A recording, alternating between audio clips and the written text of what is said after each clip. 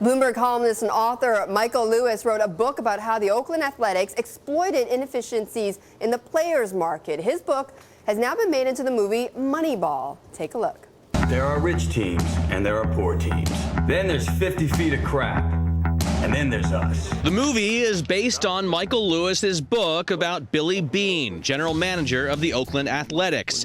It's about batting, bullpens, and big business, tracking how Beane, played by Brad Pitt, used statistics called sabermetrics to pick good but inexpensive players for his small market team. It's exactly like the stock market. So if the assets are not pieces of paper, they're flesh and blood. The concept isn't without controversy. Many baseball purists believe numbers don't tell the whole story, but for cash-strapped teams, there aren't many alternatives. When you say sabermetrics, I think better data that enables you to exploit the market inefficiencies. And the market inefficiencies have to be pretty big if you're going to compete with a payroll 4 times your size. They were pretty big when I wrote the book. Beane believed that these stats, named after SABR, or the Society for American Baseball Research, better determine a player's value. So, what's the key stat? He gets on base. The analysis favors players once overlooked by big-budget teams, leaving those players to clubs with less money.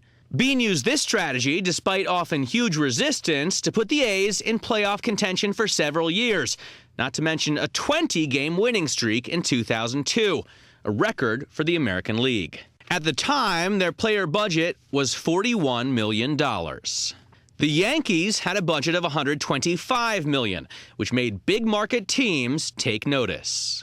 I think one of the advantages we have, we're doing something that very few, if anybody, was doing, and I'm not sure that's the case anymore. The effect was an end to the A's edge. I think at some point, if you believe in an efficient market, maybe we're getting closer to that, where payroll dictates exactly where you're going to finish. Lewis has a similar take. I'd say that the odds that the A's win the World Series are dramatically lower than they would have been 6 or 7 years ago. My view is they're doomed. Matt Miller, Bloomberg, New York.